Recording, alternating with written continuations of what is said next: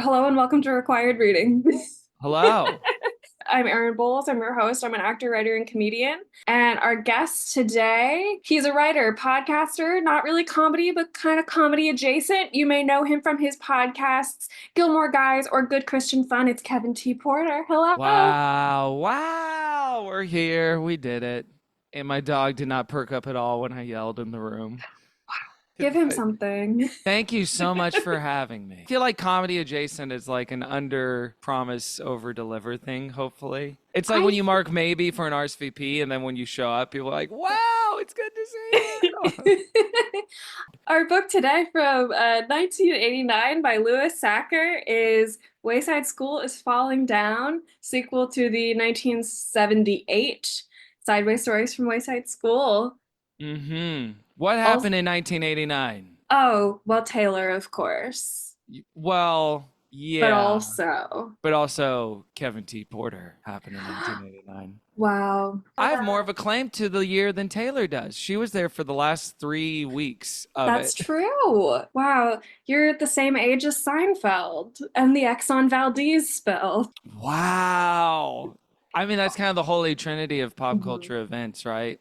All those like ducks covered in black tar and the premiere of the Seinfeld Chronicles, as it was called when it came on, and then Wow. me as well. And the fall of the Berlin Wall. That was 89. Man, when was that speech given when he was like, Mr. Gorbachev, tear down this wall? That'd be curious, like what trimester I was in at the time. We can find this out. Yeah. So it But, seems like that speech was 2 years before. It was oh, 87. I wasn't even a twinkle in anyone's eye at that Not yet, point. buddy. Damn.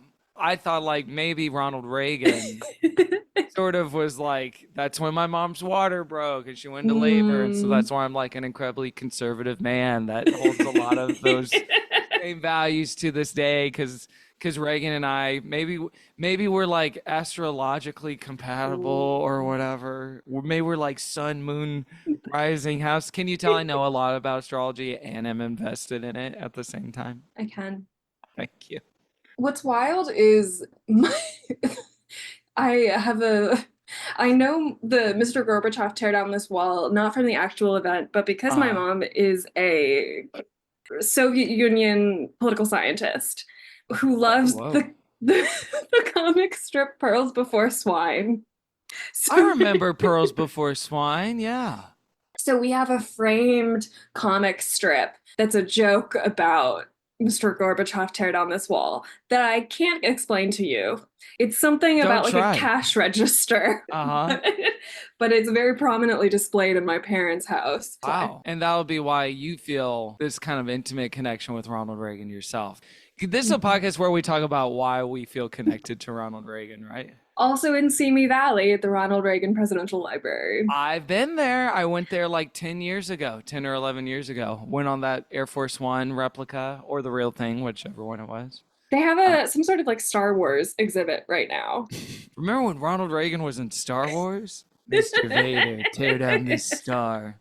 Speaking of film, also in 1989, I was just Yeah, poking hell yeah. around. When Harry Met Sally, a movie that the first time I watched it 9 years ago, I was like, it's okay. And then I watched it last year. I was like, this is the best movie ever Exactly. made. Do the Right Thing, The Little Mermaid, kicking off the Disney Renaissance, Tim Yeah. Burton's Batman, and Twin Peaks. The pilot for that came out in 1989. Wow. So Yeah, just something to think about. Honey, I Shrunk the Kids, also a formative text. man. I love that thing where you find out that's like put in your birthday and will tell you what was number one in the box office the day you were born. Oh yeah. Mine Well, was Flubber, my I share yours was Flubber. of Whoa. course. And then like the day after I was born, Titanic came out, which changed everything. But Flubber. Yeah, Flubber got like Titanic hit the iceberg of Flubber and sank Flubber. That's kind of awesome. And number one at the box office on my birthday. What you know what? I'm happy with this. Ooh, It was a Ronnie Howard movie called Parenthood, wow. which I watched recently a couple months ago. At Really? yeah, at the behest of someone's passive recommendation. Well, actually what it was someone a new person was talking to me. I'm like, "Oh yeah, Parenthood's this really good movie." And I was like, "Okay." And then I just rented it. as like, I'm connecting with you, right? By watching this. And now we're texting about it. Randy Newman scores pretty good in this, huh? Blah, blah, blah. But great movie. I love that movie. That was #1 at the BO. Also, and then we're going to wrap up the birthday trivia portion of the podcast. I share a birthday with Saturday Night Live, 1975, October 11th. Wow. With Haley and Annie from The Parent Trap. Your birthday's October 11th. And I share the birthday of the marriage of Bill and Hillary Clinton, who got married on October 11th, 1978. I should know this by heart. And I once played Hillary Clinton on TV. Is that Full true? circle. Yeah, for about 5 seconds. Yeah. I think she was Hillary Rodham at the time. But yeah, I did about 5 seconds on a show called Gaslit. That's about Watergate. Oh my God. My friend Alyssa played a protester on that show. Wow. Who then shot a nasty look at Julia Roberts as she was being escorted out of the room by the cops. You played Hillary Clinton. Why is everyone in my like friend circle like here's the historical character I played in Gaslit? Damn.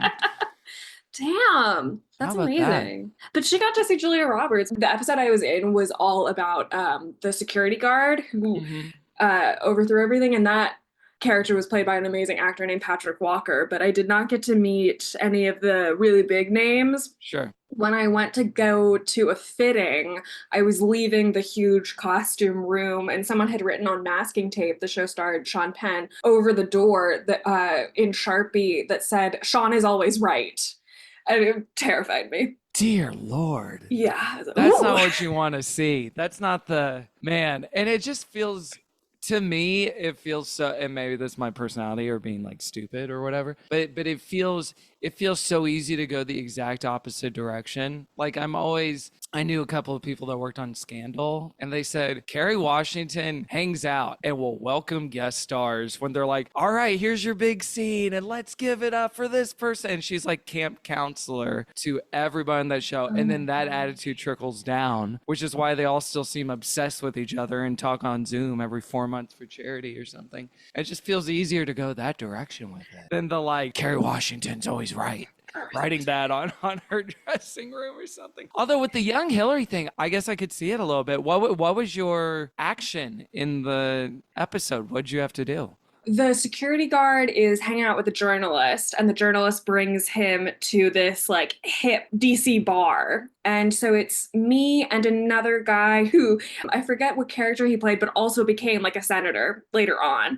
And we're talking about like, there are lots of protests on the Hill going on. It was my second acting job ever. It was the same casting director that did Welcome to Flatch. And I think they were just like, we know someone who looks like tiny Hillary Clinton. And I did it, and it was super fun. And I did a lot of research beforehand because Hillary Clinton was an intern on the Hill and was transcribing the Watergate tapes.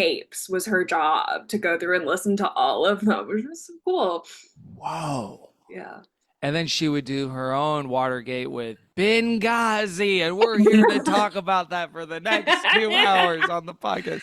Again, I feel very deeply linked with Reagan, which is why I feel this way. Wow. Did you have lines as Hillary? Did you have to do like a Hillary impression a little bit? No, I had to do something. I had to wave, and I had to say something like, so the senator was saying like, we're doing all these protests. And I had to be like, that's important too.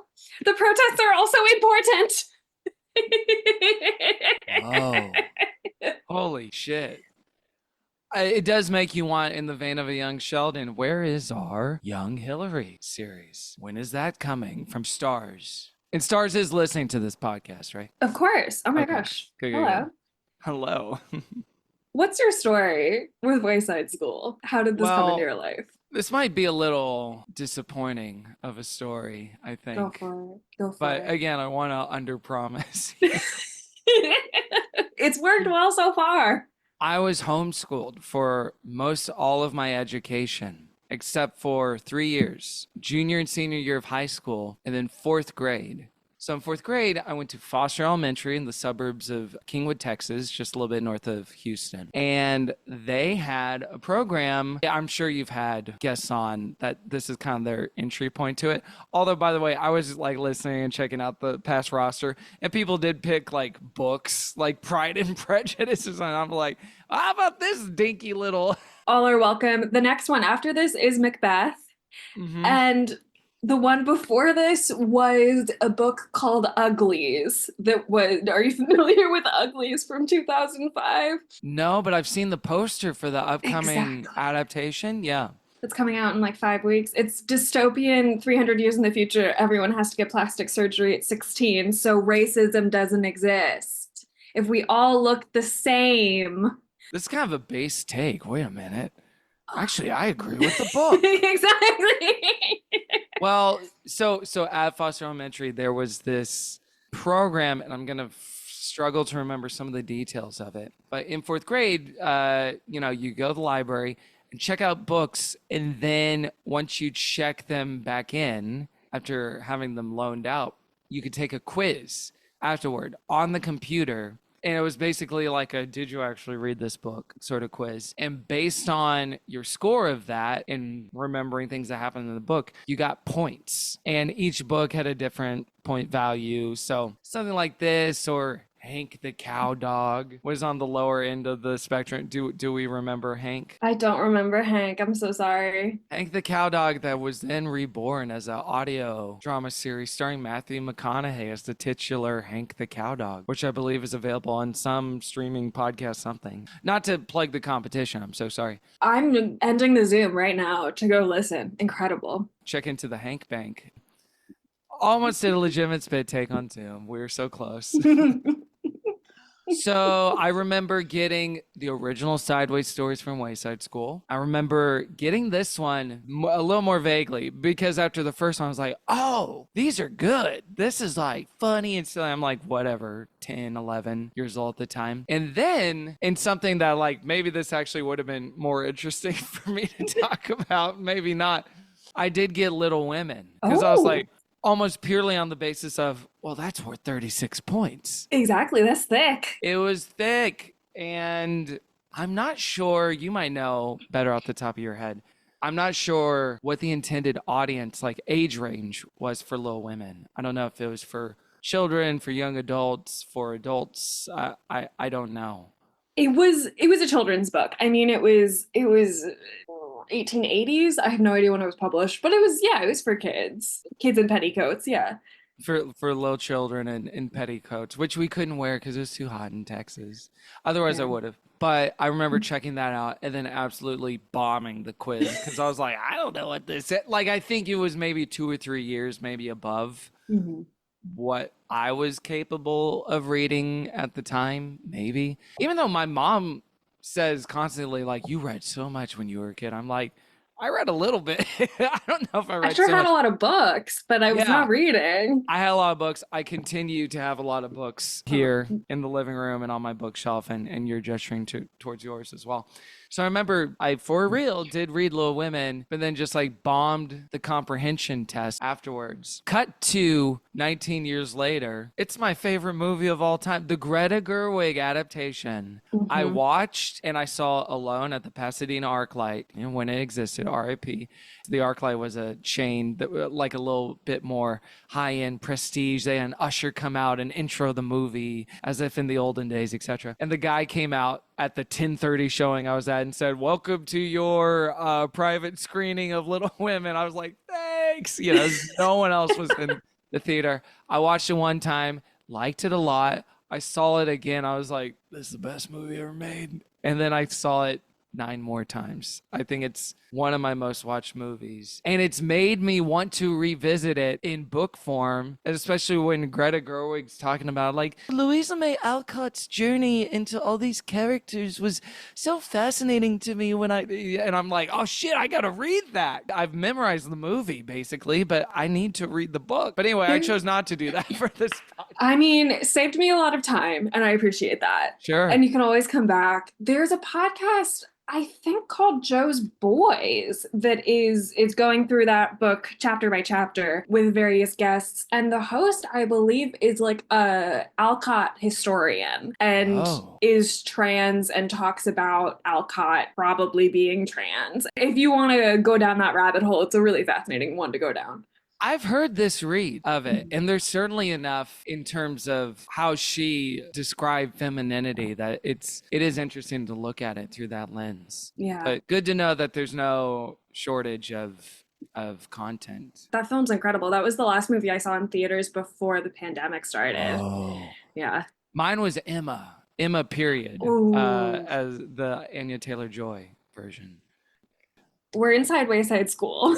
We're 30 We floors up. we are. In a way that, like, what was your when you did I listened to a little bit of it, but I didn't finish it. What was your take with your previous guest on the first book? Where did you both land on it? In terms of required or not required, we said required except for the Eric's chapter. Okay. Because it was pretty fat phobic in one. Eric is fat and everyone talks about him as being the fat Eric, and he doesn't like it, but we're still gonna keep calling him fat. And his only character trait is gonna be that he's fat. Uh-huh. Which this book did not have. This book, It does not. it does not, which was nice. But it was cute. It was fun. I had read that one when I was young, about fourth grade also. I had never read this one. I think it was interesting to see. My guest for that episode was Jenny Cavallero, who's a comedian, and talking about like looking for the origins of sort of our comedic lifestyle and where that started, and also the elements of how kind of sinister a lot of these stories could feel a little bit. There was always sort of an undercurrent. And I think Louis Sachar, I mean, this is the third Sachar book I've done on this podcast. We also did Holes. He's a great author who like really clearly wants to delight his readers, which I think is so fun. Yeah, he seems like a crowd pleaser kind of guy. Absolutely. And I haven't checked in with his latest work, which includes another entry into Wayside School that when I was reading up on it said it was influenced by the Trump presidency. And I'm like, what the hell? What is this book? Wayside School Beneath the Cloud of Doom. Yeah. Sachar explained the story was inspired by various factors in the modern world, including global warming, his mom's battle with Alzheimer's, and the election of Donald Trump. Now, this doesn't sound as silly as the book that we read. No. So it might be a slightly different flavor.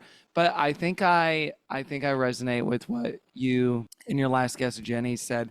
I think there was something about the specific flavor of silliness, and almost like as far as like books go, and we were probably used to reading a little more eat your vegetables kind of books at the time. This felt like the primary aim was just a goof. Yeah. To delight, and there was something where it was like, oh, I didn't know you could do that in a book, and the rules were bendable and elastic and all these different kinds of ways. And I do wonder, like you were talking about the fat phobic stuff in the first one, I wonder if you found people obviously like relitigate the Roald Dahl stuff so much as far as how across the board weird stuff there is and all that. Is this just a function of children's literature at the time, or is it specific authors have specific vices as far as how they write and communicate? I don't know, because in Holes, I mean, Sachar wrote the film of Holes also. He wrote the screenplay. And Holes, the only real difference between the book and the film is that the lead character, Stanley, is fat in the book. And by the end of the book, he's not, because he's been dehydrated at this work camp all summer and has been digging these holes. But there was no sort of like, there was no denigration in that. There was no sort of moral value put on it. Stanley was targeted for bullying, but I don't remember that it was necessarily based on his weight. It doesn't seem like something specific to Lewis at all. And the Erics are almost non-existent in this book. I always just wonder, and it's so interesting when people try to contextualize of like, obviously we know better than this now, blah, blah, blah. Of just like, what was specific to what people, if it's just like, yeah, that's how people talked about everything then. Yeah. And then I don't know if y'all have ever discussed on the show, like what was the thing I saw where they put out new versions of the Roald Dahl books where they took out all of the stuff that people might find objectionable down to like word choice in a way where I'm like, gang, I don't know about this one. Like it's almost like a parody of what the far right like is afraid of, like we're sanitizing the books, or censorship, etc. That they're like the anti-censorship party is so funny. Yeah. But yeah, we don't need to do that, I guess, with this book. Well, I mean, no, it's just so odd at that point. I think it's like, there are other books, guys. there's so many books in the world. Like, I know. I really get frustrated at the project of, oh, is this offensive? We'll remove it. Sorry about that, guys. Like, I'm very pro contextualizing yeah, disclaimers or putting in the historical, basically making sure that people don't think certain books, movies, and TV shows just fell out of a coconut tree, but putting it in the context of everything that came before and that in which it lives, right? yeah, Instead of like, sorry, we're going to take all the blackface episodes of 30 Rock off, which yeah. was a lot, but I'm like, just put a thing on it. The taking the the Dungeons and Dragons community episode off. Yeah, perfect. That's Yeah, perfect example. that's an odd one. But all this to say, it's important to know and understand the history, and especially engaging with problematic art that obviously you wouldn't stand by today, or you wouldn't, affirm today as being morally correct.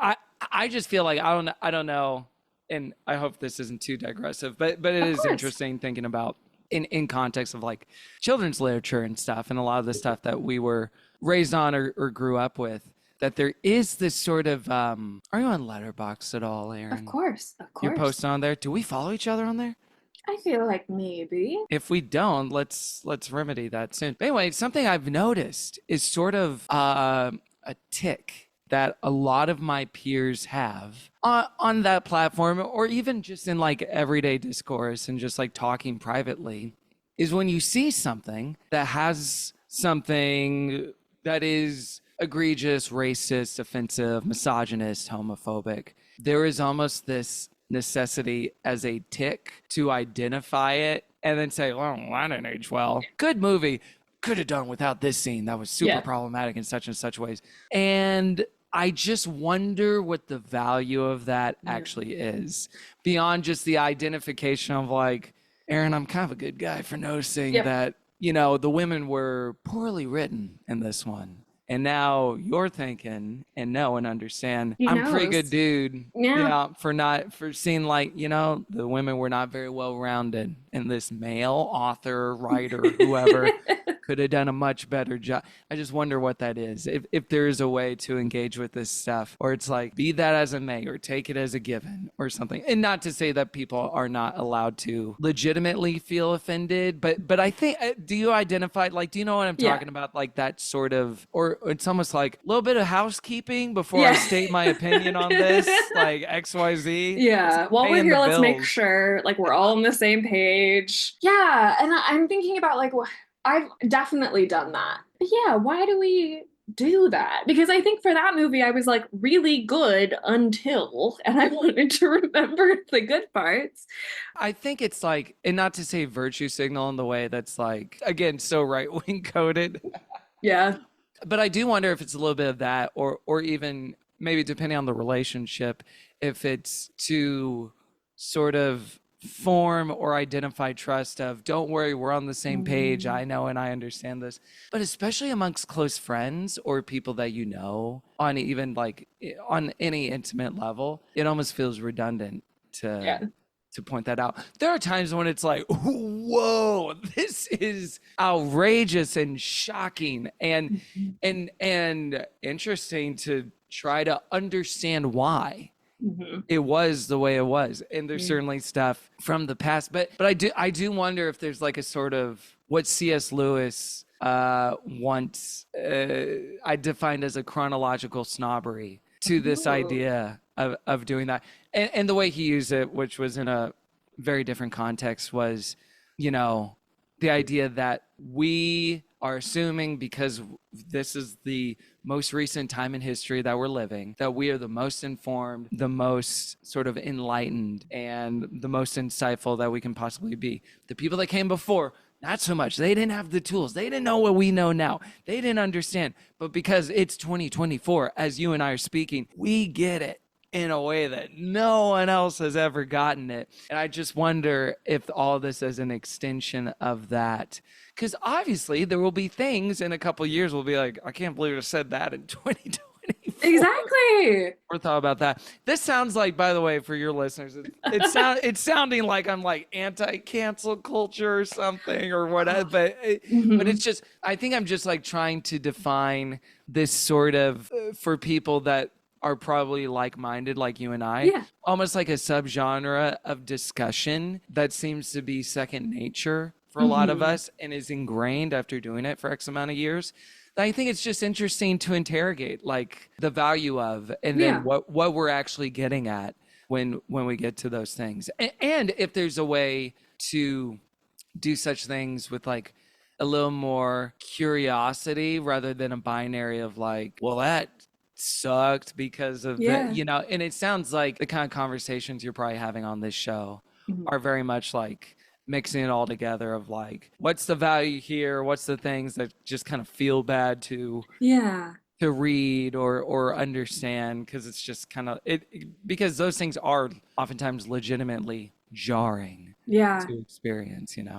Yeah, I think the sort of the most interesting one was on our Grapes of Wrath episode because that book is so radical. John Steinbeck is such a radical like author and coming up with all of these things about sort of overhauling massive systems that continue to perpetuate sort of systemic injustices. And then he'll say something really crazy about Native American people. And you'll sort of be like, you understand so much of this. Like, you understand this problem so deeply.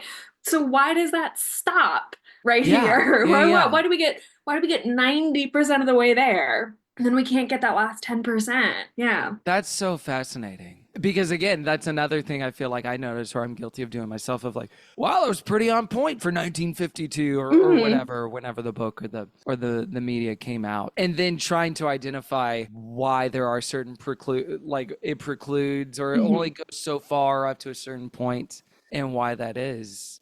A book I've not read, but I have listened to the song The Ghost of Tom Joad by Bruce Springsteen a lot and seen it Damn. live a lot. He loves playing it. I do remember loving your Instagram coverage of your last time seeing Bruce Springsteen live. I Oh my do God. remember that. The one in Ireland, Oh, maybe I thought it was at the bowl. No, because the you saw forum. the forum because then you saw Bruce Springsteen and then like the next day I went to the bowl to see the Jimmy Buffett tribute concert. Which by the So, way was yes, my first concert. that that can't be true. I went to a lot of community band concerts when I was young because my parents, where they played like Star Spangled Banner. But no, I'd never been to a professional concert until the Jimmy Buffett tribute So concert. your first professional concert, like any of us, any of our first experience, it sort of colors what we expect from it. So in your head, well, I guess every concert, Harrison Ford's gonna come out and sing Margaritaville or whatever. Yeah. The All Star and Paul McCartney was there. Yes. Whoa, what an experience! It was and it was me and my boyfriend and my boyfriend's dad who had had a colonoscopy that morning and was still a tiny bit drugged up, and so he was sort of Hell like yeah. very confused but into it and Yeah, just for kind a dad to not go completely stone cold sober, I would be like, is this real? Am I exactly. dead? Well, and my boyfriend and I don't drink. Everyone else there was absolutely plastered to the Oof. point where the man who was about my he's not my father-in-law, but it's just the easiest way to say it, about his age, sitting in front of him, threw up into the woman in the next row's hair was the kind of shenanigans was happening at the Jimmy Buffett concert. And because my father-in-law was a little medicated, he Sure. was starting to be like, what happened? Did he just throw up in that woman's hair? And we'd be like, yeah, he really did. He really did Your just dad now. was seeing Jimmy Buffett by the end of that show. He's like, he's here. He's with us. Your father-in-law, excuse me. But that was the same week when Bruce played the Forum. So I saw him twice there, and then I went to Ireland to see him two more times a couple months ago. And he played Tom Joad. Incredible. He played Tom Joad with Tom Morello at one of those Forum shows, which has made me want to watch the movie at least. The book is incredible. It Hmm. really is incredible. And for being that thick, there's very few pages wasted, which is Wow. impressive. And I think what's fun with that book, and I'm going to loop it back around, is the way that it kind of plays with form. You'll have these Mm-hmm. in narrative chapters and then these out of narrative chapters that give you really broad views of, like, there's a chapter that's all from the perspective of like a used car salesman trying to sell cars to people traveling west. And I think something that I know in our last episode, Jenny really loved about Wayside and continues in this book is how they play with form. Like in the first one, there's no 19th story because there's no 19th story in the building. And in this book, which was really fun, we get to go to the 19th story and go to that classroom with That Miss freaks me Zarvis. out. That was frightening. And when I think Myron goes to the basement was really Mm-hmm. frightening. Oh In the yeah. beginning of Wayside School, the first book, their teacher, Mrs. Gorf, dies Gorf. immediately. Gorf is eaten by the author as an apple. Yeah. And then her shadow is looming in this book. She's in the basement. No one go to the basement. I was always very frightened of our basement when I was very young. Where'd you grow up? Right outside DC in Maryland. Okay. See, we didn't really. My memory of Texas is we did not have basements. Yeah, I miss basements, especially in the summer. There's just something very like tranquil about going to the basement to cool down in the Oh summer. yeah. No, it's a little shelter from the heat and the storm out there. Exactly. But I was robbed of that experience growing up in Texas. And they don't have them here in California. No, so I moved to another state where it's like no basements for you. So I gotta go to the Midwest or somewhere. But I will say, to relate it back to, I came out through a program through University of Texas called UT in LA, and it was kind of a satellite school thing where you could take classes out here and do internships and stuff. And we stayed at what was called at the time the Oakwood Apartments. It's the apartment complex across the street from the Warner Brothers lot, which there's been many documentaries made about, and like all the weird kind of darkness and tragedy and stuff that's happened there. And at UT, before that semester, I remember taking a children's literature class Ooh. for one semester, which was so fun to engage with it from like literally an academic perspective. It was also the first time I ever read any of the Harry Potter books was in college. So I blazed through those suckers in a couple of months, I guess. But it really gave me a big respect and reappreciation for that genre in particular, and how hard it's not just like, oh yeah, kids like anything, blah blah blah, here's a bunch of bullshit, whatever. Like there's so much craft and care that's to be put into it that is actually difficult to do thoughtfully and to do well, like they do in this book. And honestly, like as you were talking about comic sensibilities and how this shaped it, there's so much about the non sequitur nature of this book that almost, even though it was many, many years ago, I do wonder if it set me up for an attention span of, is this why I liked Family Guy in middle school and high school? Because these are all basically cutaways, and some of them sort of intersect a little bit. There's some continuum of narrative, but overall, it's just like, here's a gag or an idea, and then let's get out of here. Here's an idea, here's a pun, let's get out of here. And him executing those things. Which is interesting because I think I am sort of on the opposite side of like, I'm generally turned off by short story collections unless they have that sort of interweaving plot. So I think when I read the first one, I was like, this is nice and fun, but I want something longer. I want something broader that connects. And I think this one is fun because you get the same characters to carry over. I didn't know going into it that would be the case. I thought maybe we're getting all new characters, that some of the storylines are continued in terms of like Miss Zarvis and Miss Gorf, and the characters are still dealing with like Todd is always getting sent home early and things like that. And so I think something that was exciting about this one was seeing how the world expands. Like we've got all our characters, we know where we are, we know the world, let's sort of play with what's going on in the cafeteria today and what's going on in the basement and what's going on. I don't think we really got a lot with the principal in the first book. And there's some mysteries to work out here, which is fun.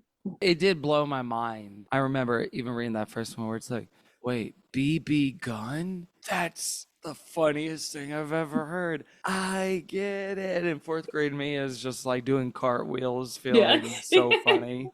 I have a great sense of humor for it. But yeah, we get into like almost something resembling the mythology of the school. And I do wonder how much that continues. Or if like BB gun grows up and and votes for Trump in the I latest. mean, well, BB Gunn was interesting because she makes up a little brother who Mm-hmm. is writing mean things on all of her homework, which I was going through my like highlights in the ebook just before this, and there was a joke that again was like, oh, that's my sensibility, where there's something written on BB's homework that's like, Mrs. Jules smells bad or something. And BB goes, that's not true. I love how you smell. And then they went on to the next thing and the story moved forward, and that sort of joke is just left there. And I was like, that's something I'm gonna write like in an hour Oh for yeah. whatever I'm working on. But what I also loved is something I've been thinking a lot about.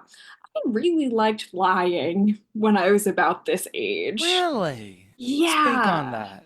So in the book, BB makes up a little brother who's writing bad things on all her homework, and then we end up going to the classroom that doesn't exist, and the brother that doesn't exist is there, and that is skin crawling. It's a little Mm-hmm. tingly moment. Yeah, I just think I thought I was not an interesting person. So I made up lies to be interesting. Like I moved schools between second and third grade, and I didn't have any friends. Mm-hmm. So in third grade, I was like, well, at my old school, I had these friends, and they were named Billy and Mandy.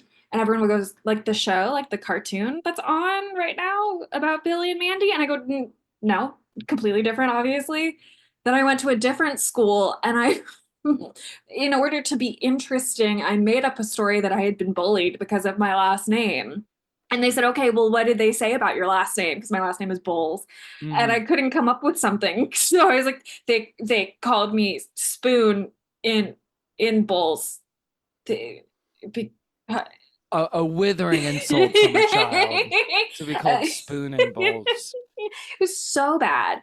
And those are the two big ones that I remember. But yeah, I think I felt very dull and I wanted to be special. Yeah, and narrative invention is a shortcut Hmm. to that being the case, to being interesting. I was afraid of lying when I was a kid. I mean, I certainly did it a couple of times. Yeah. I can recall, but it was not fun for me. It Yeah. would produce more anxiety. I'm like, I'm not gonna get away with this. And you were also homeschooled, so the world is smaller, fewer people Yeah, to lie to. lie to my mom. She's gonna smell it. She's gonna know what's going on. Yeah, yeah. It was literally smaller. You're right. Which I wonder if that means like there was less example or model of me for Mhm. the positive benefits or results of lying well, like what you did with Mandy and Bandy or whatever your friends were called. But I did love a lie. For some reason, that has been bubbling up in my memory a lot lately. And also around second grade, there was a phase where I just kept the only time my parents ever really had like a sit down intervention with me. Second grade, they're like, Erin, you have to stop putting stuff in your mouth. Do Stop you see it. these behaviors related or correlated in any way? The lying and the oral stuff? Maybe. I mean, the lying was right after. Yeah. And the lying was right after a move, and the Mm-hmm. oral stuff was right before. So Okay. maybe.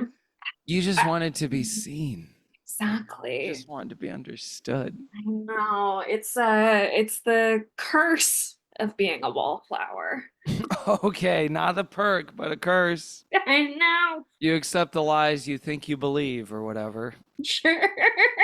I remember Uh, seeing it 11 years ago and being like, this movie's great. I read it and I cried. I have sort of been surprised no one's asked to do it on this show, but I also vaguely remember it's about sexual abuse, and I'm sort of thankful for that it hasn't come up yet. Yeah, you I'll want to do talk about it. that for an hour and a half on your show? I mean, the thing that has aged well is I do think about we accept the love we think we deserve. Oh, Not infrequently, even in my adult life, talking to other people in their 30s, navigating their relationships, it may not be more complicated than that. it's stuck for a reason. It Oh, is a yeah. nugget of wisdom. Yeah, which is Uh, annoying, but it's true. It might be true. yeah. I mean, the end is the title of the book. Wayside School is falling down. Wayside School does not fall down. Hmm. Rather, it is flooded with cows, as Yeah. in the Which we first. all saw coming, which We we all could saw all the predict. pilot of Bob's Burgers. We know they Yeah. can't go downstairs. And so the school is stuck, flooded with cows. Lewis by himself is in there trying to get them out. And we don't know what happens to Wayside School, I think. Well, in the new book, the cows do end up going to a MAGA rally, unfortunately. Oh no. It's Wha- sad. God, They're what like, were Trump's policies on agriculture? I don't even know. they're MUGA. They're not No, MAGA, Kevin, get they're out. MUGA. They're MUGA. But speaking of another formative childhood text, Yeah. Click Clack Moo, Cows That Type. Are you familiar with this picture book? No, but let me Google it to Um, see if I am. I think No, classic dismiss me. classic that I got it. It's about cows that unionize because they want electric blankets. Whoa. They get a typewriter and they start making demands. They believe in unions? Holy shit. Yeah. That's kind of awesome. It was a thing that when the strike happened last year, I was sort of like, yeah, of course I'm standing with my union. I'm primed for this. I Yeah, for was years, raised for with this generations. title. Click, clack, moo, don't replace us with AI. Exactly. That's what your sign said on the picket lines. Mhm. And I was alarmed. There's a few like very big, again, like nuggets of wisdom in this book. Because in the first one, the Mm-hmm. chapter that I had remembered best was Jenny shows up for school and no one's there. There are these guys with like briefcases who are from like the government. And the reveal is that it's Saturday and that's why no one else is at school. Mm-hmm. Mm-hmm. We get the But briefcase gang again in this one. yes, when Myron goes down to the basement and they start saying, like, what are you doing out of your cage? I mean, seat. And Myron goes, I just want to be free. And then the bald man says, well, do you want to be free or do you want to be safe? There's a lot there. You can't have it both ways. And then he starts talking, you'll have to brush your teeth. You won't be allowed to watch TV until you finish your homework. Mm-hmm. Then Myron says, I want to be free. And the man with the attache case makes him sign it, but it's in a foreign language, but he signs and then he leaves. And he gets up to the classroom. Mrs. Jules makes him write his name on the board for discipline, and he doesn't. And he just sits on the floor, doesn't follow the rules, and there's nothing Miss Jules can do. But, final line, when Myron goes to the basement, he loses his shoe. Mm-hmm. After school, Miss Jules found Myron's other sneaker in the teacher's lounge in the refrigerator, which out of context does not sound like much, but was harrowing when I read it yesterday. Yeah, what did you take that to mean? Because I was a little puzzled by that. Yeah, I mean, we've got the ghost of Miss Gorf running about. Mm-hmm. So I connected it to that. I don't think I thought a lot more of it than that, but I think it was this very odd moment of Lewis sort of, again, with Click Clack Moo Cows at Type, saying that all these rules are kind of made up. Mm-hmm. And I mean, certainly there are things that Mrs. Jules can do. We get the principle later. There's something disarming about these books, partly in the humor, but then also Lewis like will lay down this really complex question and then kind of say, that's all. Do with that what you will. I Yeah. know that's the nature of the sort of non sequiturness of it. There's not a lot of through lines thematically. It's just like a lot of different kinds of ideas and little character sketches. Like, what if this happened? Okay, gotta go. Yeah. Do we pull out any themes from this really? School's crazy, guys. School's Which is freaking true. crazy. Maybe like there's certain parts of the educational system that are arbitrary. He seems to like zero in on, oh, the teacher's just making them do busy work. They're not really teaching. Like in certain parts. That's true. Busy work comes up several times. Yeah. So you do, and that was a talking point I remember from my childhood as well. It's like, oh, public school, it's just a lot of busy work. You're just kind of, which I don't know what their version of busy work was or what they were envisioning happened at a public school, but that was sort of the rebuttal against maybe engaging with going to it too much, which I find fascinating. This idea of busy work. Yeah.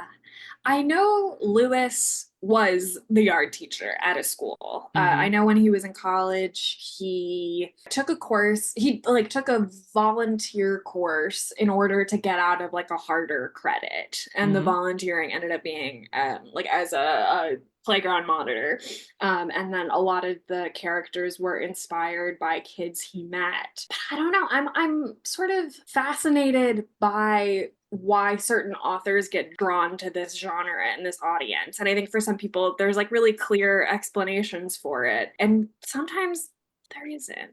Yeah, well, I was looking a little bit up on him. He is younger than I thought he would be. He is only 70 years old, which is 11 years younger than our current president, which is how I measure all age now.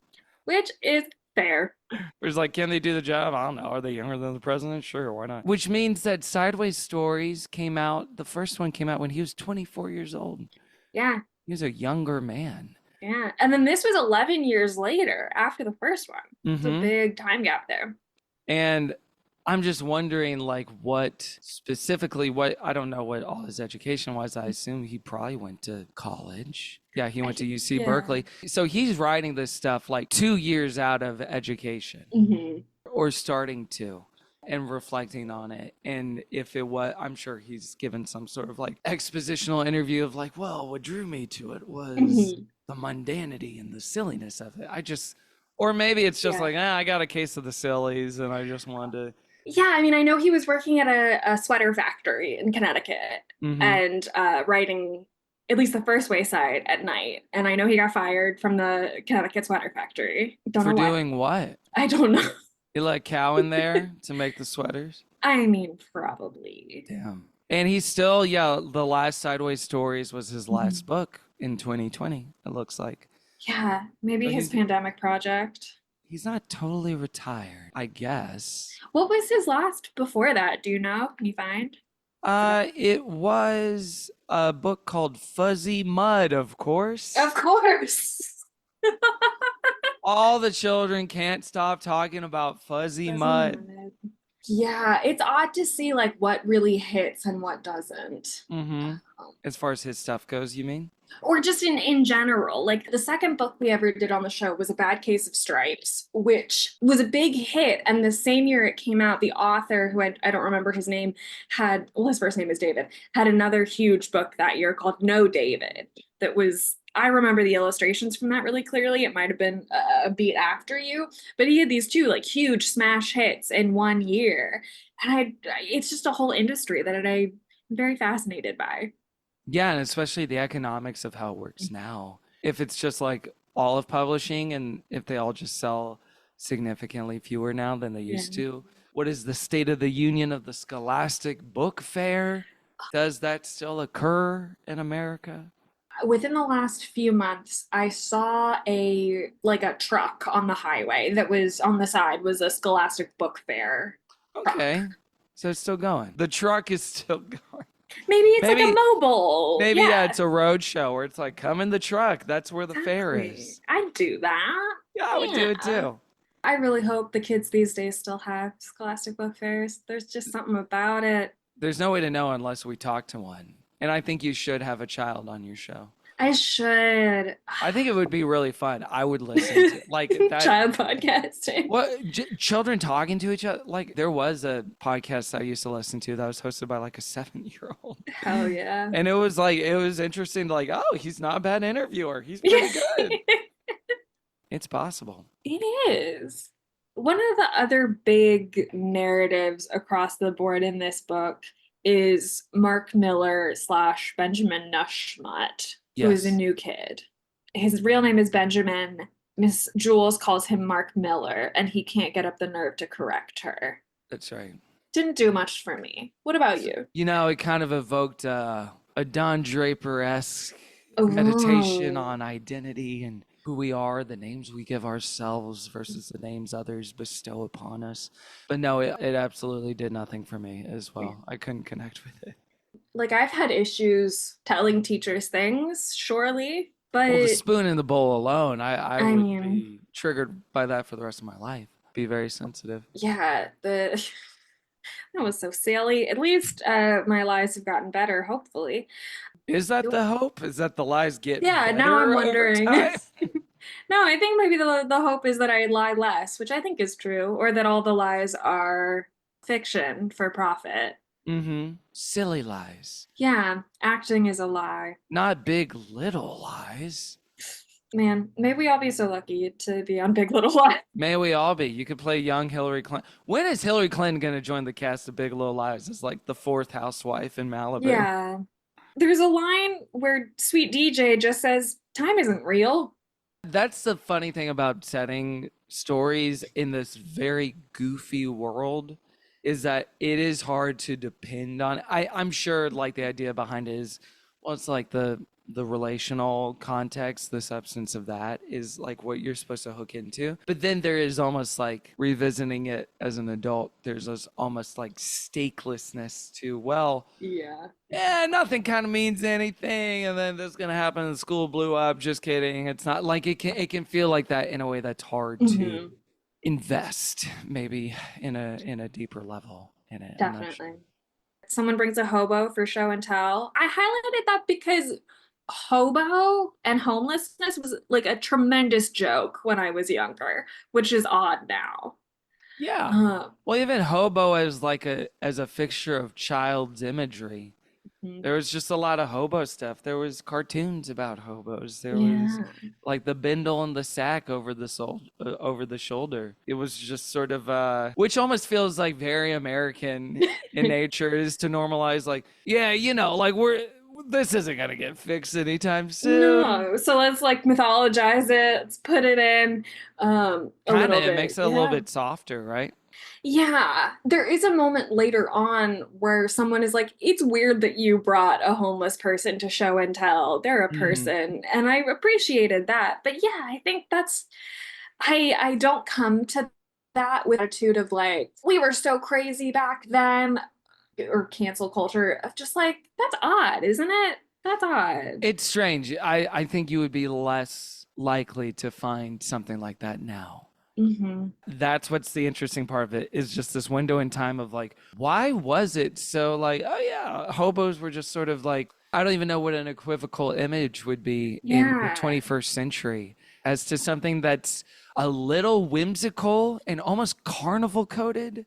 Yeah. And I'm sure there are people that have done comprehensive explainers about, oh, it was Right. tied to this in the Depression era, and then it stuck around, and it's associated with like the clown and Right. XYZ. But yeah, maybe that's it. Maybe it is like just talking out like, is it because it's like the cousin to the clown as an Ooh. archetype, and the clown is so children's entertainment coded, Hmm. Bozo the clown and all that stuff. Maybe that's a part of it. It felt like accessible Yeah. and not scary for that to be a part of children's entertainment. Yeah. Which is odd growing up in such an era of like stranger danger that the sort of whimsical hobo could also exist. Oh yeah, but Mhm. listen, life is full of contradictions. Ain't it just?